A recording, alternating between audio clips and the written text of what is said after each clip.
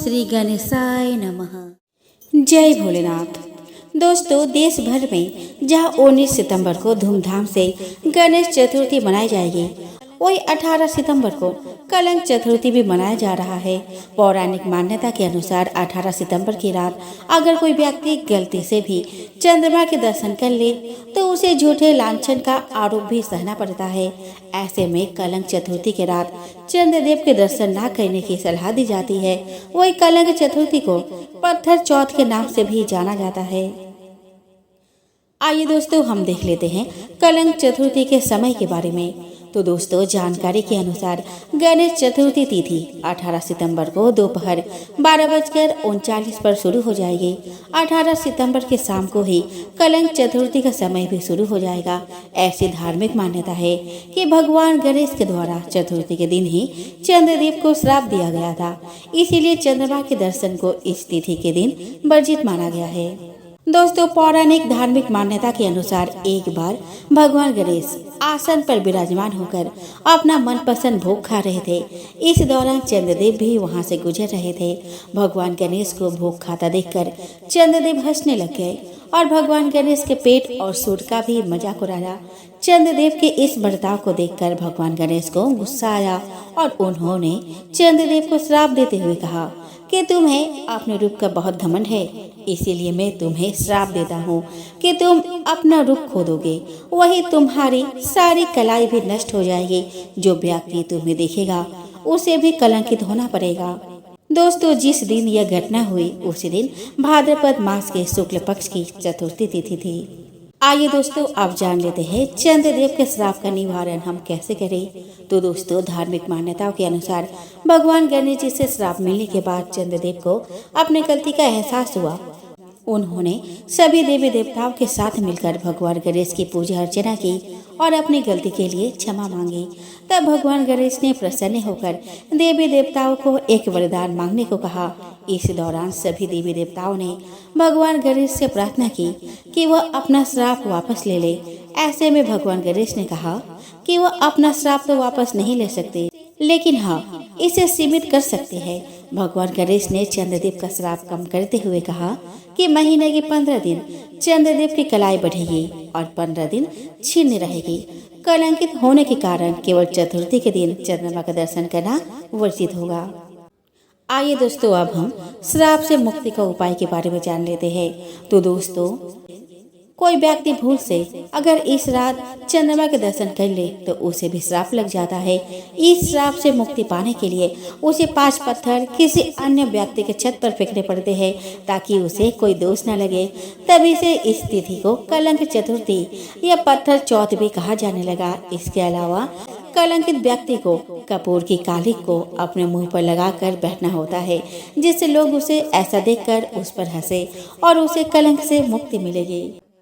आइए दोस्तों, अब श्रवण करते हैं विनायक चतुर्थी व्रत कथा की।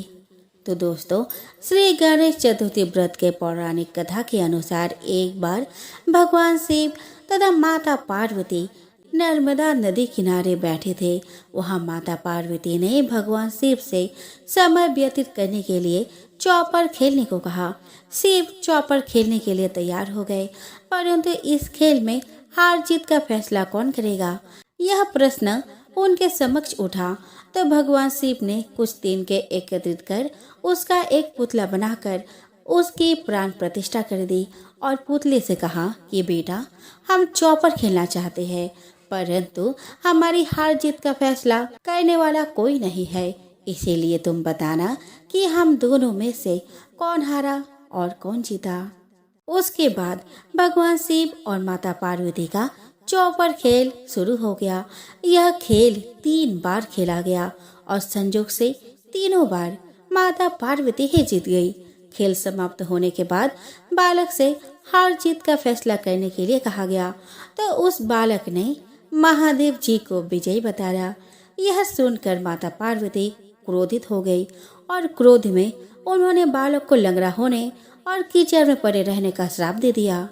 बालक ने माता पार्वती से माफी मांगी और कहा कि यह मुझसे अज्ञानतावश ऐसा हुआ है, मैंने किसी द्वेष भाव से ऐसा नहीं किया। बालक द्वारा क्षमा मांगने पर माता ने कहा कि यहाँ गणेश पूजन के लिए नाग कन्या आएंगे।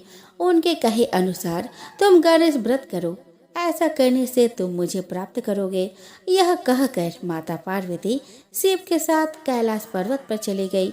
1 वर्ष के बाद उस स्थान पर नाग कन्याएं आई। तब नाग कन्याओं से श्री गणेश की व्रत की विधि मालूम करने पर उस बालक ने 21 दिन लगातार गणेश जी का व्रत किया। उसकी श्रद्धा से गणेश जी प्रसन्न हुए। उन्होंने बालक को मनोवांछित फल मांगने के लिए कहा। उस पर उस बालक ने कहा कि हे विनायक, मुझ में इतनी शक्ति दीजिए कि मैं अपने पैरों से चलकर अपने माता पिता के साथ कैलाश पर्वत पर पहुंच सकूं और वे यह देखकर प्रसन्न हो। तब बालक को वरदान देकर श्री गणेश अंतर्ध्यान हो गए। इसके बाद वह बालक कैलाश पर्वत पर पहुंच गया और कैलाश पर्वत पर पहुंचने की अपनी कथा उसने भगवान शिव को सुनाई। चौपर वाले दिन से माता पार्वती शिव जी से विमुख हो गई थी, अतः देवी के रुष्ट पर भगवान शिव ने भी बालक के बताए अनुसार 21 दिनों तक श्री गणेश का व्रत किया। इस व्रत के प्रभाव से माता पार्वती के मन में भगवान शिव के लिए जो नाराजगी थी वो समाप्त हो गई। तब यह व्रत विधि भगवान शंकर ने माता पार्वती को बताई। यह सुनकर माता पार्वती के मन में भी अपने पुत्र कार्तिकेय से मिलने की इच्छा जागृत हुई। तब माता पार्वती ने भी 21 दिन तक श्री गणेश का व्रत किया तथा दुर्वा, फूल और लड्डुओं से गणेश जी का पूजन अर्चन किया।